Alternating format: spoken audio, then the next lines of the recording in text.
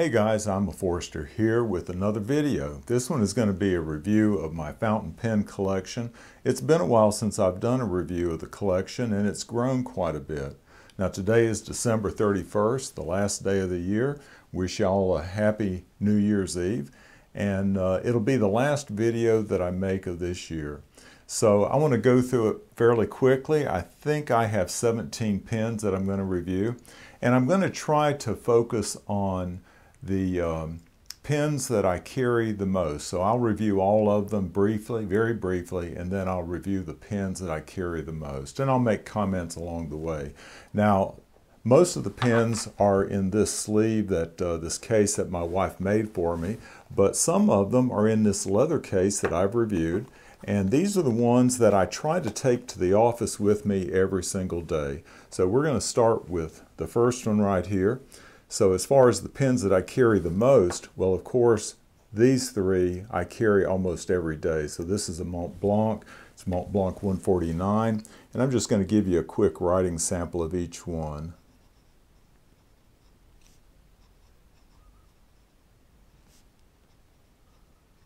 This has a fine nib, and this nib is 14 karat gold, if I remember right.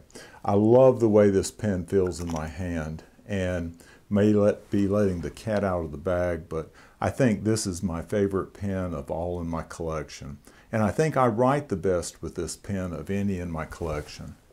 Okay, the next one I just did a video on, so I just reviewed this. I bought it at the Raleigh-Durham Pen Show last summer, and I finally got around to reviewing it. This is the Namiki Yakari Royale.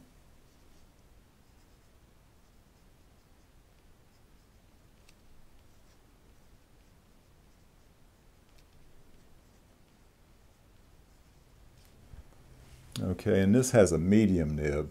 I wish I had gotten it with a fine nib, and this is also a gold nib, but this one is 18 karat gold. So this writes a little bit too broadly for me. It's a very wet writer, and I like the pen, and I use it, but I use it mainly for like a signature pen. Okay, the third one that I carry with me almost every day is a real workhorse pen.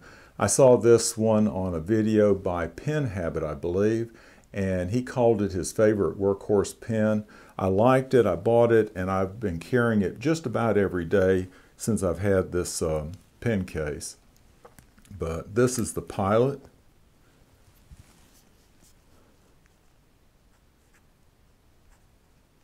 Custom 823. Okay, and this has a medium nib. And this one's gold also. I think this may have been my first gold nib.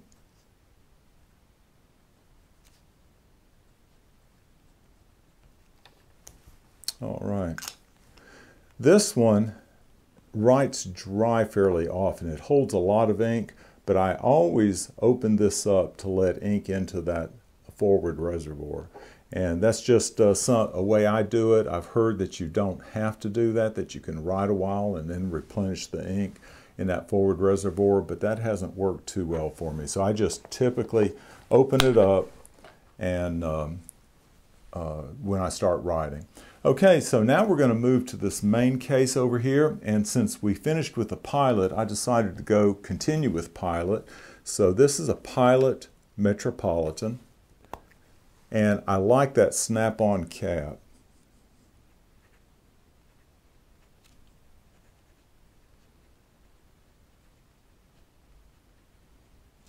Okay, this is a fine nib. And I really like the fine nib. I didn't intend originally to buy a Pilot Metropolitan because I decided that I was going to learn from previous collections, watches, guns, knives, and not get lower end pens in this collection. But I heard so much about how consistent the Pilot nibs are that I wanted to use it as a comparison. So I bought that one. I actually bought two. So this is my other Pilot Metropolitan, but this is in a medium. So let me just show you the difference.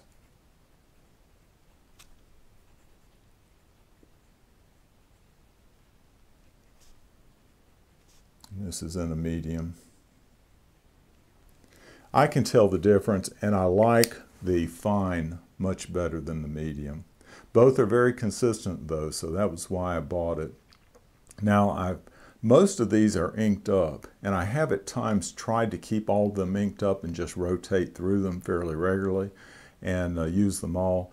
But I had problems with keeping all that many pens, 17 pens inked up. So I've been trying to, only keep maybe 7 or 8 of them inked up at any one time. So some of these will not have ink, and I won't be able to do a sample, writing sample. Okay, so this is the next one, and we're going to stay with a Japanese. So far these pilots have been Japanese and the Namiki Japanese. This one also is Japanese, and this is the Platinum.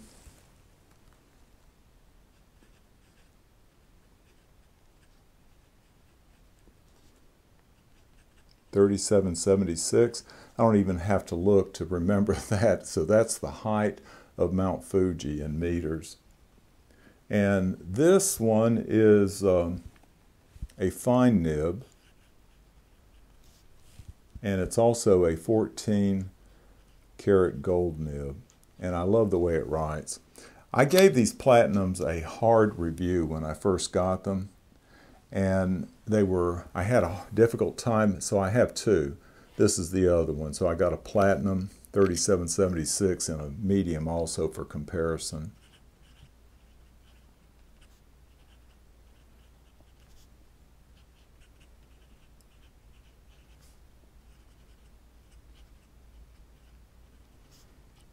$14-karat gold. So here again, just like the Pilot Metropolitan, I prefer that finer pen in the Platinum also to the medium. And the medium also has a problem. I don't know if you can notice it, but there's a lot of ink that gets on the nib. That's a pet peeve of mine. I don't know if the rest of you have that experience, but a few of my pens, not many, but just a few of them, tend to get a lot of ink on the nib, and this is one of them. And you can wipe it off, but it comes right back. Okay, so we're going to go from Japan. So we've had a Swiss-made pen, or Austrian, I can't remember to be honest. And then the rest of these were Japanese. Now we're going to go to where? With this, what is it? A Jhow X159. We're going to go to China. I'll skip a line here.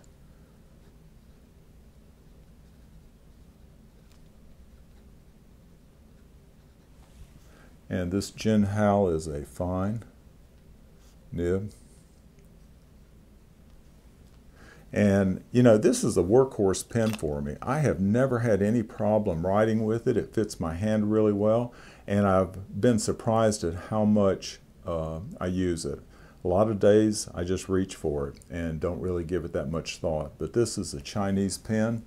Okay, we're going to stay close to China. We're going to go to Taiwan. That can be a sensitive issue. So I can't write with this one. Now, if you follow my channel, you know that I replaced this barrel because I had a crack in the barrel and it was leaking ink a good bit. And I filled it up. I love this pen, so I use this pen a lot. I did before the barrel cracked. But I replaced the barrel and filled it up, and I've used it. And when I used it so much that when I ran out of ink, I just cleaned it out, and I haven't refilled it, trying to not keep so many pens full of ink. But this has a fine nib, and I love the way it writes. I've heard people give a harsh review to TWSBIs in general. I only have one, but I love it. The next one is also a Chinese pen, and this was one of my first pens that I bought. And I don't use it as much as I should because I love the way it writes and I like the way it looks. So this is a Moonman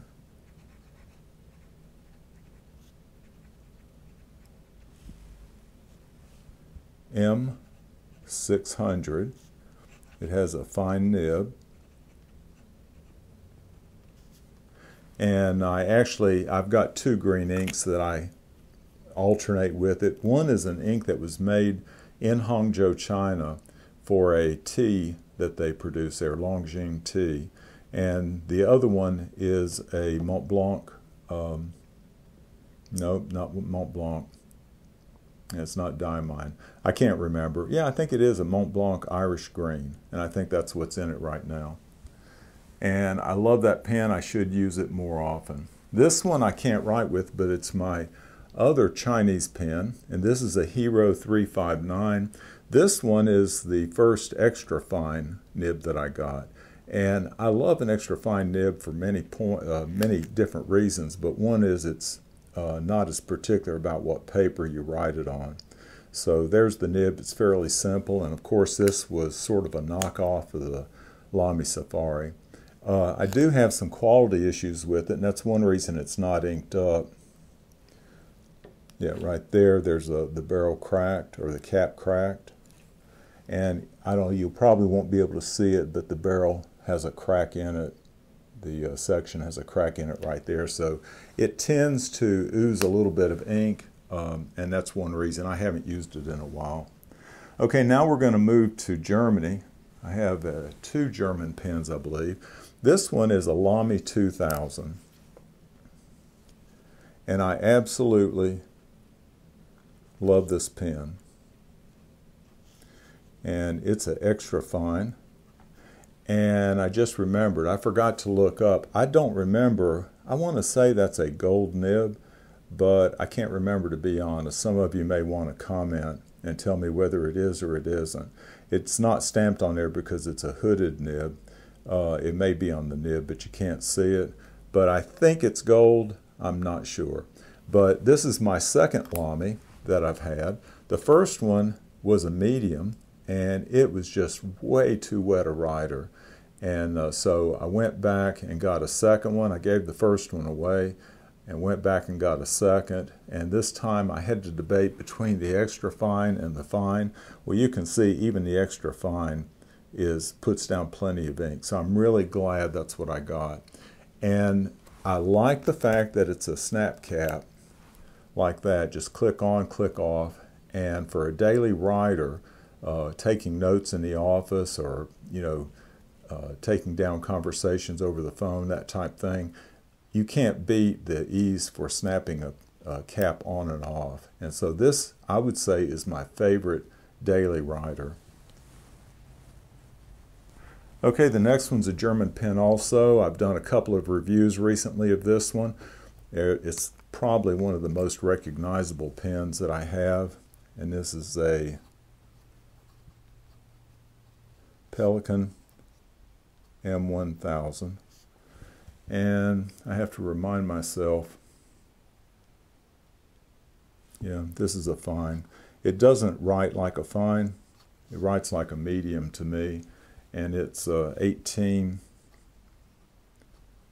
karat gold nib. It is a juicy writer. I like this pen. It puts down more ink than I particularly like, but I will keep this pen. It's not going anywhere. All right, now there's only 2 pens I think that I have that were made in America. This was one of the first pens that I got. This is a Conklin. And I don't remember, I didn't do a lot of research before I made this video. I think it was made in Ohio, that's what I recall. You can correct me if I'm wrong, but this is a Conklin Classic Fire Lines. This has a fine nib. You know, I bought this. This was maybe the first pen that I bought. I'd have to look back and see. But I don't know if you'll be able to see the pattern, but it sort of has a pattern of fire. And I'm a forester, and we fight wildfire, and so that sort of spoke to me. I thought it would be a good first pen, and actually it was an excellent first pen. The other thing is it's made from ebonite, and I immediately fell in love with the feel, the warmth of the ebonite. And in fact, I've looked for other pens since then that were made in ebonite, and they're just very expensive. So I think, I'm not positive, but I think the, well, it's in here, but the Namiki might be also available in ebonite. There's some sailors that are in ebonite. I want to try to get another ebonite pen because I like the warmth and the feel of that. The other American pen that I have is this one, and it was just made locally. This is a kit pen, and I don't know what to call it, but I just call it my olive wood kit pen. And I think it has a fine nib. It might be running out of ink because I've been writing with it a lot today. But the wood is olive wood from Bethlehem in Israel. And so maybe that's my contribution to the Christmas season. But this was made locally by a craftsman, and my wife bought it for me for a present. Okay, the last two do not have ink, so I can't do a writing sample. This is a Charlie pen. I've done a video of it, and you know, it came to me free with a bottle of Noodler's ink. So you can't beat free, but then they also say you get what you pay for.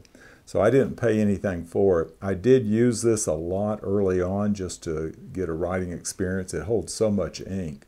And the problem I had is that it would burp. So the warmth from your hand, I believe, heats the ink up, it expands, and then the pen will burp. So whatever I'm writing on, eventually, I could hardly get through a page of anything without it burping a drop of ink onto the page. So a lot of people have watched that video. A free pen is a popular pen, or at least a popular video to watch, but you get what you pay for. This is the other one that I've shown. This was the first pen that I was ever familiar with, and you can see the cap falls off. But this is a Wherever, and it's an old pen. It has a different type of nib. You might be able to see that. I'm not sure what kind of nib you call that, but I wrote with this for a while, but the cap doesn't stay on, and so it's a keepsake. This was my dad's pen. I can remember him writing with it when I was a young boy, and probably led me to like fountain pens.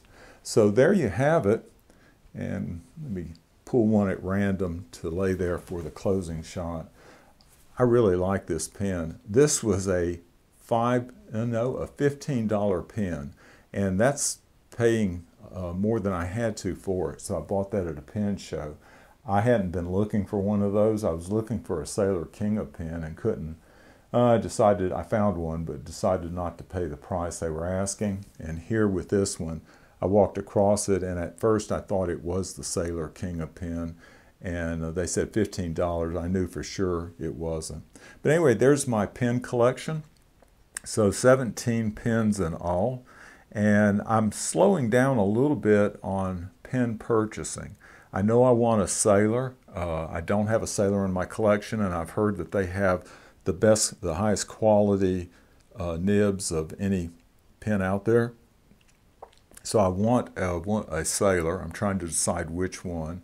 And I've also come across a couple of others at the pen show. One was an Omos, and I was really impressed with that and the material that it was made out of. But so anyway, I'll continue to buy pens, but I probably won't buy pens at the rate that I've been buying them in the past. I hope you've enjoyed this video, and I hope y'all will have a happy and safe New Year's Eve tonight. Take care.